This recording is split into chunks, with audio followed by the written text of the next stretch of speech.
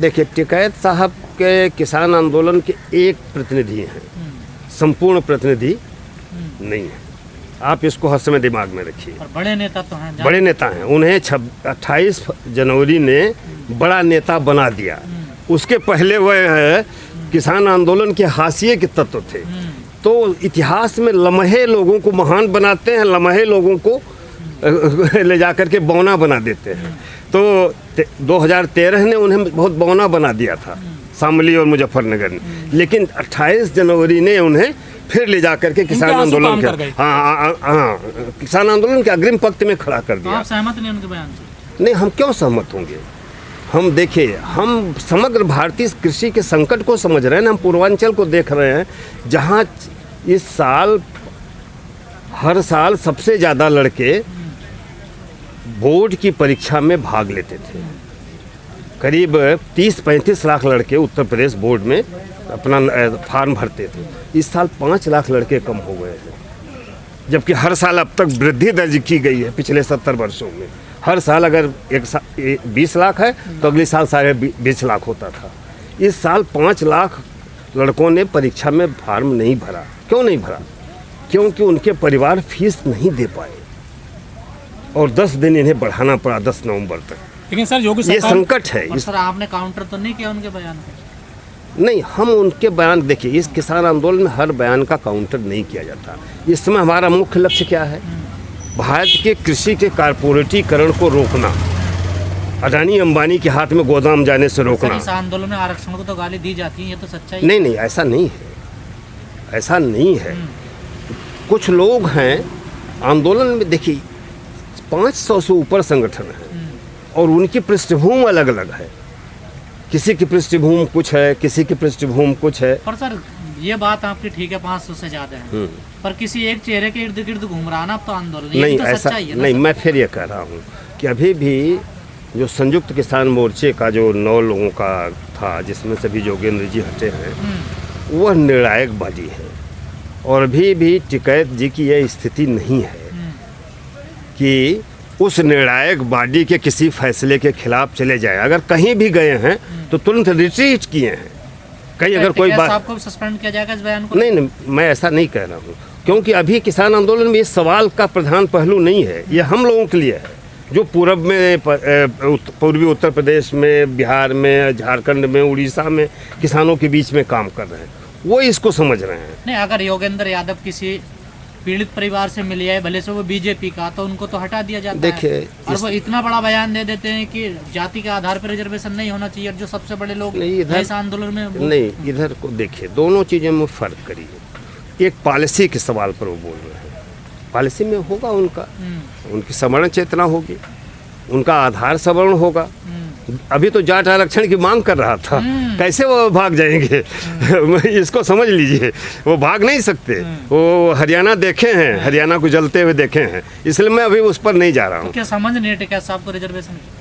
नहीं, वो आज के संदर्भ में देख रहे हैं ना भाई। क्या है कि रिजर्वेशन के सवाल से सवर्ण गोलबंदी जो बीजेपी ने की है, उसे थोड़ा माइल्ड कर लिया जाए। हो सकता है उनके ऐसी टैक्टिस हो, मैं नहीं कह रहा हूँ, हो सकता है ऐसी उनकी टैक्टिस हो।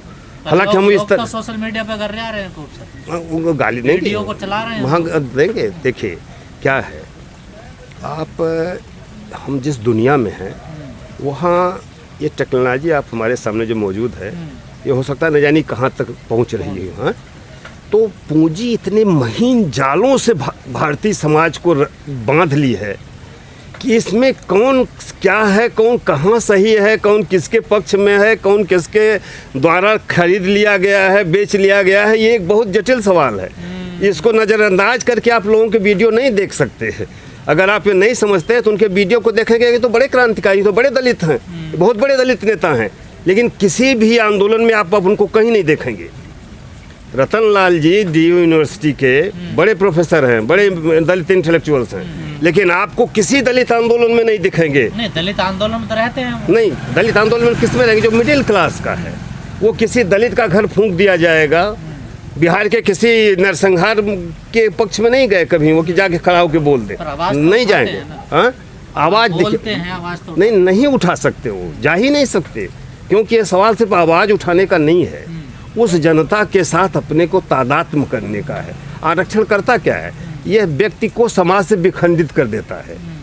अम्बेडकर की जो पूरी थियरी है, आरक्षण किसी आर्थिक उत्थान का दायरा नहीं है, हाँ? सामाजिक बराबरी का है। तो करता क्या है? अपने समाज से निकाल के आपको दूसरे समाज में ले जाके छोड़ देता है। टिकैत साहब तो कह रहे हैं कि ठाकुर गरीब है, उनको रिजर्वेशन दे दे, अमीर बनाना भाई उनको। ये तो बीजेपी का खेल हो चुका है। 10% का खेल हो चुका है। उस खेल का कोई मान्य है क्या? हाँ? उस खेल का मान्य है क्या? कोई मान्य नहीं। तो बहुत सारे ऐसे लोग हो सकते हैं जो बहुत सारी बातें कहेंगे। तो विचार मिलते हैं क्या टिकैत साहब कर बीजेपी के? देखिए, सोशल क्लास एक है, सामाजिक आधार एक है, लेकिन मैं जो सबसे बड़ी बात कहने जा रहा हूँ वो आप गौर करिए।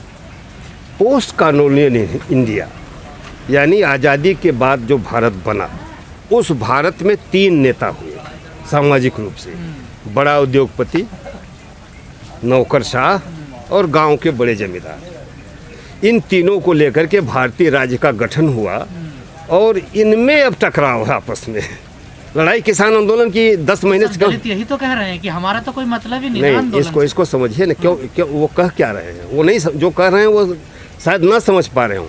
आज भारत में ये जो भूस्वामी वर्ग था, इससे क्या है? कानून यही कह रहा है कि तुम मैनेजर हो जाओ हमारे, तुम्हारे पास 2000 का 1000 का फार्म आओ, अडानी तुम्हें 10 लाख रुपए महीने देंगे, तुम तो दिन भर क्यों जान दे रहे हो? मजदूरों से काम कराना। अब मजदूर अभी इसको कैसे समझेगा, एक अलग बात है। जॉर्ज सोरेस जब वहाँ क्या नाम है, बिल ग्रेट अगर 2.5 लाख एकड़ के हेक्टेयर के मालिक हो जा रहे हैं, तो वहाँ किसान क्या कर रहा है कि हम नहीं समझ पाए जब यहाँ हो रहा था। हमारी यह है अक्षमता थी कि हम नहीं समझ पाए, लेकिन भारत के किसानों ने इसको समझ लिया। तो भारत में किसान कौन है? खेती पर जीने वाला हिस्सा सबसे निचला गरीब है।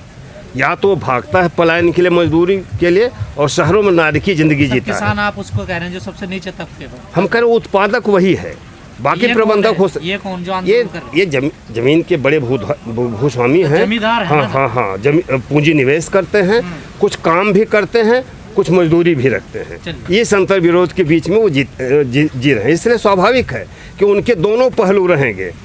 और हम छोटे मझोले किसानों के जो लोग हैं वो जानते हैं इस चीज़ को। हम भी जिस परिवार से चाहते हैं उसमें कुछ मजदूरी कराई जाती है और कुछ की जाती है, लेकिन पश्चिमी उत्तर प्रदेश की संरचना को आप पूरे भारत की संरचना से न मिलाइए। और ख़ास तौर से दिल्ली के इर्द गिर्द का जो 300 किलोमीटर की त्रिज्या है, यहाँ का समाज दूसरे तरह का समाज है।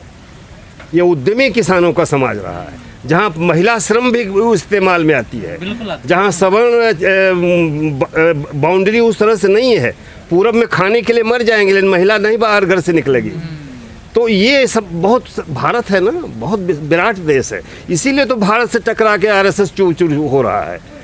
वह एक ही स्टैंड लेना चाह रहा था, एक नीति, एक झंडा, एक नारा, एक संविधान, एक नेता, एक संस्कृति। उसको पता नहीं कि भारत क्या है, वो कितना जटिल भारत है वो नहीं जानता। इसलिए वो उससे टकरा करके लहूलुहान हो चुका है, वो नहीं समझ पा रहा। नहीं तो मोदी जी तो अब तक न जाने उनको कत्लेआम कराने में क्या दिक्कत है। कुछ लोग ये कहते हैं कि ये जो आंदोलन चल रहा है, दलितों को इसमें क्या मिलेगा? खेतीहर मजदूरों की बात नहीं होती है, उनकी ज़मीनों पर जो कब्जे नहीं हैं, उनको जो नहीं मिले हैं कब्जे, सरकारी जो पट्टे वगैरह दिए जाते हैं, उनकी बात नहीं हो रही है। सिर्फ एमएसपी की बात होती है या कीमत की बात होती है, उनके अधिकार तो कोई नज़र नहीं आते। तो दलित क्यों जाएगा आंदोलन में? देखिए, यह है एक नैरेटिव खड़ा किया गया। आप जब तीनों कानून के तीसरे क्लाज में जाएंगे तो क्या है, वो है कह रहा है कि हम लिमिट भंडारण की समाप्त कर रहे हैं। हाँ, और ये हुआ क्यों, इसको समझा जाए। लिमिट निर्धारित की गई 54-55 में। क्यों? क्योंकि भारत बंगाल के अकाल से आया था। आज़ादी के पहले जो 43 से 45 के बीच में बंगाल में अकाल पड़ा था, उसमें पूरे बंगाल के ग्रामीण मजदूर, गरीब लोग भूख से मर गए, अनाज गोदामों में भरे पड़े रहे। सर, वो आप बता रहे हैं जैसे कि पेट्रोल डीजल है आज 100 से ऊपर जा चुके हैं कीमतें, लेकिन लोग तो खरीद रहे हैं ना, कहीं विरोध तो नहीं हो रहा ना? उसी तरह कह रहे हैं कि हम तो अनाज भी ऐसे खरीद लेंगे। नहीं, देखिए, अभी आप ये दिमाग रखिए कि गांव में एक बहुत बड़ी आबादी है। आपको पता नहीं, अखबार उठा के देखिए तो रोज़ आत्महत्या की परिवार सहित आत्महत्या की खबरें आ रही हैं। और उसके पीछे क्या है? ज़िंदगी न चला पाने का संकट जो इस सरकार के आने से खड़ा हुआ है। ये सामान्य बात नहीं, किसान कभी आत्महत्या नहीं करता है। 1857 में भी नहीं किया, जब अंग्रेज उसे बांध करके तोप के मुंह पर गोला दाग देंगे, तब भी उसने कभी आत्महत्या और माफ़ी की बात नहीं की। लेकिन आज वह यहाँ पहुँचा, और यही नहीं, भूखमरी का जो दरवाज़ा है, जो उसका भूगोल कह सकते हैं, वो इतना विस्तारित हो गया है कि गाँव में आप जाके अगर गौर से देखेंगे तो अगर ये अनाज वितरण की प्रक्रिया बंद कर दी जाए 5 किलो वाली, तो एक बहुत बड़ा संकट खड़ा हो जाएगा गांव के गरीबों के लिए। सर यूपी के मंत्री हैं उपेंद्र तिवारी, हाँ, उनका बयान आया है अभी कि पेट्रोल तो अभी इतना महंगा है ही नहीं, आराम से लोग ले रहे हैं, 150 होना चाहिए पेट्रोल के दाम। ये कैसे कैसे बयान दे देते हैं? देखिए, मैंने कहा ना, इनके यहाँ जो पूरी संरचना है, इनकी ट्रेनिंग जो है, उसमें मनुष्य की संवेदना नहीं होती। आरएसएस के जो क्लासेज हैं, जो उनके शिविर होते हैं, जो वर्ग लगाए जाते हैं, हर साल में ओटीसी चलती है, उसमें मनुष्य की संवेदना मारी जाती है। एक मनुष्य से दूसरे मनुष्य के बीच में टकराव पैदा किया जाता है, एक से दूसरे को कमतर और श्रेष्ठतर साबित किया जाता है। तो इनकी मानसिकता होती है, कभी भी ये मनुष्य की वास्तविक पीड़ा को लेकर संवेदित हो ही नहीं सकते।